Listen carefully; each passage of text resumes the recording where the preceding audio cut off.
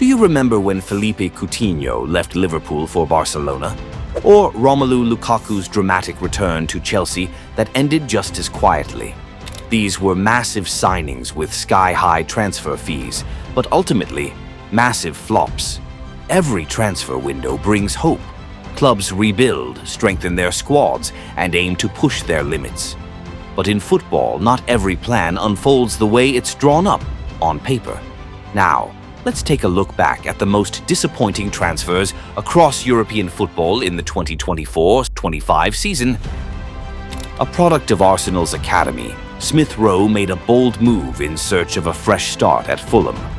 The London side broke their transfer record, spending €32 million to bring him in, a statement signing. And at first, it seemed to be paying off. The English midfielder was involved in 3 goals in his first 5 games, looking like the new engine of Fulham's attack. But that bright start didn't last. Smith Rowe's form dipped dramatically. He lost his starting spot and featured in the lineup just once over Fulham's last 5 matches. The pressure of being a club record signing may have weighed him down as inconsistency crept into his game. Still just 24, Smith Rowe has time to turn things around. Fulham appear willing to be patient, and if he can rediscover the spark he once had at Arsenal, there's every chance he can still deliver on that early promise. Promoted side Ipswich Town made headlines by signing Calvin Phillips on loan from Manchester City. The idea was clear: bring in experience to anchor their midfield in a fight for Premier League survival. But instead of being a stabilizing force, Phillips became a liability. Early in the season, he committed a costly error that led to a goal against West Ham. Then came a red card versus Leicester, robbing Ipswich of a crucial win. Injuries followed and his appearances became sporadic. His only goal contribution all season? A strike in the FA Cup against Preston Rovers. Remarkably, Phillips picked up more cards than he had goals or assists combined. He's missed the last 3 league matches due to injury, and his overall impact has been minimal. Just a few years ago, he was starring for England at Euro 2021. Now he's battling to stay relevant at struggling clubs. But with the talent he possesses, there's still hope that Phillips can bounce back from a campaign to forget. One of Bayern Munich's headline signings this season was João Palinha, €56 million for a proven Premier League midfield enforcer. The Bavarian giants saw him as the missing piece in an already star-studded midfield. But things didn't go to plan. Within weeks of arriving, Palinha suffered a muscle injury that sidelined him for 2 months. After recovering, illness kept him out again, and soon after, he received a red card in a clash against Bochum. The stop-start season hurt his rhythm and trust within the team. He rarely featured in big games, often left on the bench in Champions League knockout ties and Bundesliga title clashes. Despite his hefty price tag, Palinha struggled to break into the regular lineup, a far cry from the dominant presence he once was in England.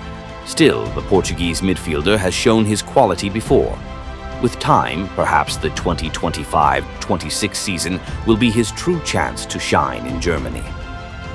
After 3 seasons at Manchester United, Raphael Varane decided to leave England and take on a new challenge in Italy, joining newly promoted Serie A side Como. It seemed like a masterstroke. A Champions League winning defender signed on, a free, expected to bring leadership and calm under the guidance of manager Cesc Fabregas. But the dream quickly turned into a nightmare. Varane was injured in his very first match for Como, a serious blow that would end up forcing him into retirement just 2 months later. At age 31, one of football's most decorated defenders was suddenly calling time on his career. To his credit, Varane remained with the club in a new role, joining the management team to help develop young talent. While Como didn't pay a transfer fee, they still missed out on the chance to see him lead from the pitch. Though his playing career ended abruptly, Varane's story isn't over. He now begins a new chapter, passing on his wisdom to the next generation. Once the golden boy of Italian football, Federico Chiesa arrived at Liverpool from Juventus for a bargain fee of just £10 million, a move hailed by many as a masterstroke. With his explosive pace, sharp dribbling, and ability to change games in a flash, He was expected to add a new dimension to Liverpool's already formidable front line alongside Salah, Gakpo, and Diaz, but those hopes quickly vanished. Chiesa spent the majority of the season sidelined in the medical room, managing just 4 appearances and a grand total of 33 minutes in the Premier League. Incredibly, every time he started, Liverpool lost, including a shock exit to Plymouth Argyle in the FA Cup and a painful defeat to PSV in the Champions League. Injuries are part of the game, but for Chiesa, this season was a nightmare.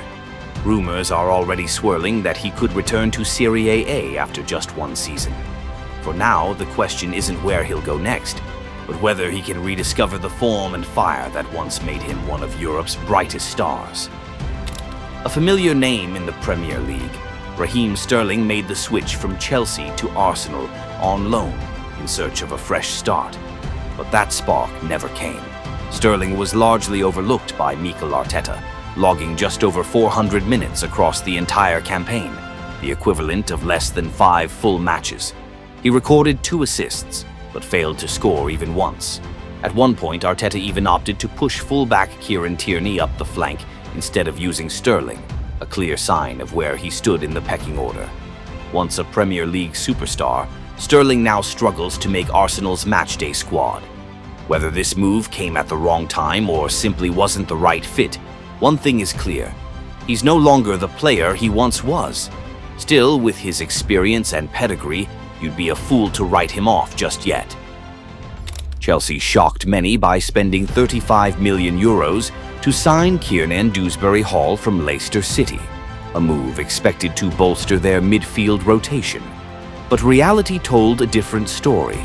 He made just 2 Premier League starts, playing a total of 254 minutes. Most of his appearances came in the UEFA Conference League, where Chelsea often fielded their second-string squad. Despite a few bright moments in Europe, Doobury Hall struggled to make an impact in the physically demanding Premier League. The deal raised fresh concerns about Chelsea's erratic transfer policy, big spending with no clear long-term vision. Reports suggest he could be on his way out this summer, never having been given a real chance. For a player who once shone at Leicester, this was undoubtedly a step back. But maybe, just maybe, a more suitable environment could reignite his career. Crystal Palace broke the bank to sign Eddie Nketiah from Arsenal for €30 million, the second most expensive signing in their history. But after 6 months, he had just 1 Premier League goal to his name.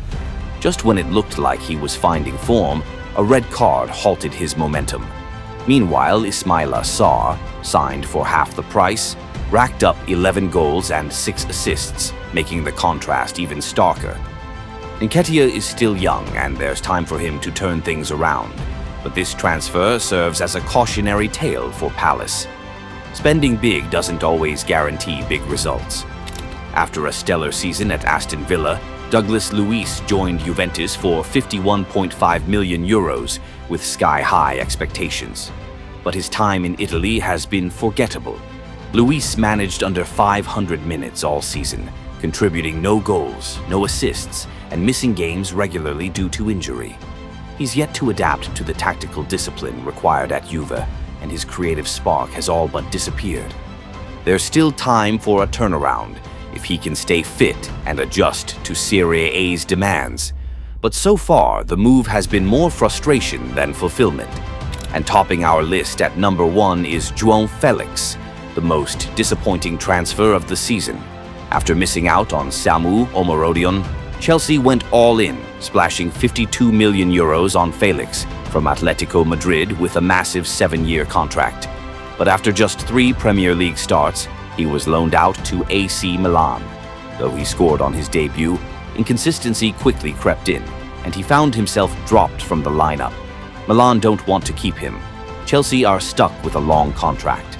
Once seen as Cristiano Ronaldo's heir for Portugal, Félix is now fighting to keep his career alive. This isn't just a case of poor form, it's a damning indictment of Chelsea's scattergun recruitment strategy. Every transfer window is a roll of the dice, full of dreams, full of risk.